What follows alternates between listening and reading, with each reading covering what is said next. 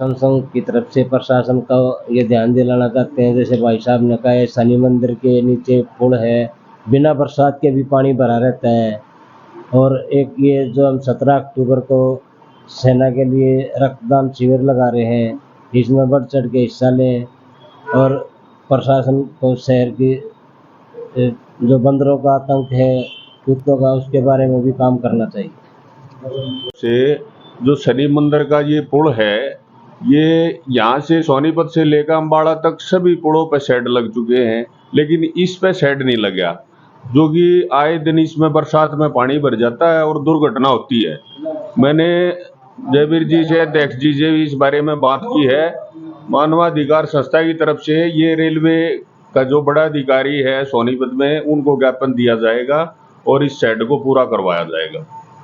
Vice president, आपसे ये कहना चाहता हूँ कि यहाँ पे मेरी डीसी ऑफिस से, जो एडीसी ऑफिस है उसके सामने पार्किंग है, और मैं ये देखता हूँ कि कोई बंदा आता है गांव से, काम के लिए आता है, तो अधिकारी उसको, वो तो बेचारा काम छोड़ के आता काम करवाने के लिए, और अधिकारी उसको धमका के भगा देते हैं, उसकी कोई सुनाई नहीं होती। ठीक है, मैं सरकार से ये रिक्वेस्ट करता हूँ कि उस पर ध्यान दिया जाए कि आज के टाइम में सबसे ज़्यादा करप्ट निगम भी नहीं है, बिजली कर्मचारी है। रात को अगर कोई वायर टूट जाती है, एक लीड टूटी हुई थी कई दिन पहले, एक हादसा हो जाता बहुत बड़ा। मैंने कम से कम 50 कॉल की है, जब भी उन्होंने उठाया नहीं है। उठाते हैं तो क्या कहते हैं अभी आ रहे घंटे में। रात के 2 बज गए, मैं खड़ा रहा वेटिंग में, वो आए नहीं। जब भी जाके मैं लेके आया, सर थोड़ा सा हो सकता हो तो इन कर्मचारियों को थोड़ा सा टाइट करवा दें मेरी तरफ से। ब्लड तो किसी चीज से पैदा नहीं किया जा सकता, वो आदमी का आदमी के ही पास जाता है रक्त, तो इसके अलावा उसका कोई सोर्स नहीं है, ना किसी पशु से ले सकते हैं, ना कोई पेड़ पौधा, ना कोई दवाई ऐसी जो ब्लड का निर्माण कर सकती है। इसलिए ब्लड डोनेशन करना, मैं समझता हूं कि जब हमारी उम्र 18-19 साल हो जाती है, उससे लेकर 60 साल की उम्र तक हम लोग, रविंद्र जी, ब्लड डोनेशन कर सकते हैं। यदि हम किसी गंभीर बीमारी से पीड़ित नहीं है और तो ब्लड डोनेशन कर सकते हैं। 3 महीने, हर 3 महीने के बाद हम ब्लड डोनेट कर सकते हैं, और हमारा जो शरीर है वो अपने आप ही 15 दिन के बाद लगभग उससे पूरे जो हम डोनेट करते हैं उसको कवर कर लेता है। हालांकि 3 महीने के बाद इस प्रकार की ब्लड डोनेशन में करना चाहिए। रविंद्र जी और कई लोग यहाँ पर बैठे हैं जो रेगुलर ब्लड डोनेट करते रहते हैं, तो एक बहुत बड़ी जिम्मेदारी है। दूसरा, हम लोग करप्शन की बात कर रहे थे नगर निगम में, ये तो नगर निगम के में क्या सभी जगह इस प्रकार की चीजें हैं, और ह्यूमन राइट्स ऑर्गेनाइजेशन का ये काम है, जिम्मेदारी है कि जहां पर भी कोई इस प्रकार की करप्शन की बात है, क्योंकि भ्रष्टाचार और मानवाधिकार एक दूसरे के साथ बहुत सीधे सीधे जुड़े हुए हैं, तो उसमें तो सब लोगों को खड़ा ही होना चाहिए, लेकिन इसमें थोड़ी सी ताकत की जरूरत है, थोड़ी हिम्मत जुटाने की जरूरत है। हमें प्रशासन के सामने खड़ा होना पड़ता है।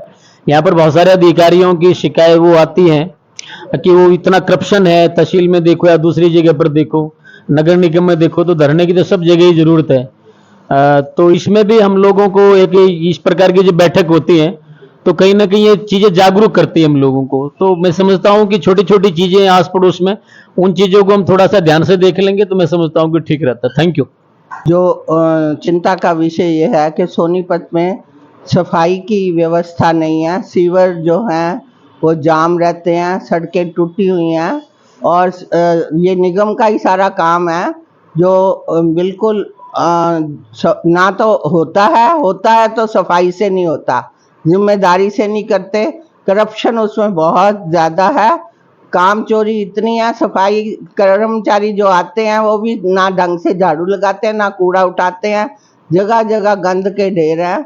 और इस की तरफ मैं ध्यान आकर्षण प्रशासन का दिलाना चाहती हूँ। और बंदरों और कुत्तों के कारण जो है लोगों में दहशत है बहुत, और ऐसी दहशत है वो काटते भी बेचारे गरीब मजदूरों को ज़्यादा काटते हैं, और कुत्ते तो खासकर, और उनको टीके भी वहाँ हॉस्पिटल में उपलब्ध नहीं कराए जाते। ये और भी गहन चिंता का विषय है। उनके लिए टीका लगवाने का भी पैसा नहीं है। 1-2 केस तो ऐसे भी हुए हैं कि कुत्ते काटने के बाद वो बच्चे को लगवाया नहीं टीका, और वो पागल होकर उनको जो है हालत बीमार और डेथ हो गई। ऐसी केसेस में प्रशासन को सतर्क होना चाहिए और टीकों का भी प्रावधान करना है। सीवर व्यवस्था जो है बहुत ही खराब है, इसकी तरफ भी बहुत ज़रा सी बारिश में यहाँ बाढ़ आ जाती है, तो इस तरफ ज़्यादा ध्यान देने की ज़रूरत है। डीएलएसए का एक प्रोग्राम मेरे ख्याल से जीवीएम में भी हुआ था, जब मानव अधिकार संरक्षण संघ ने ही करवाया था वो प्रोग्राम। उसमें भी सीजेएम जो है वो भी आए थे जीवीएम में शायद से, तो उस टाइम भी तो। और हमारे स्कूल में तो मेरे ख्याल से हर तीसरे चौथे महीने आते हैं ऐसी ट्रेनिंग देने के लिए कि जैसे चाइल्ड वेलफेयर के साथ या कोई अलग टॉपिक हो, ह्यूमन ये चाइल्ड एब्यूज़, लेबर, इन सब चीज़ के लिए आते रहते हैं, टाइम टू टाइम गाइड करते रहते हैं। मेन बात यह है कि ये संस्था क्या कर रही है, ये संस्था सबसे अच्छा काम कर रही है, क्योंकि ये सारी चीज़ें जो हैं, जो भी हमारी कमियां हैं, जो हम परेशान होते हैं जिस चीज़ के लिए, वो फेस करती है और वो आगे हमारी बात रखती है।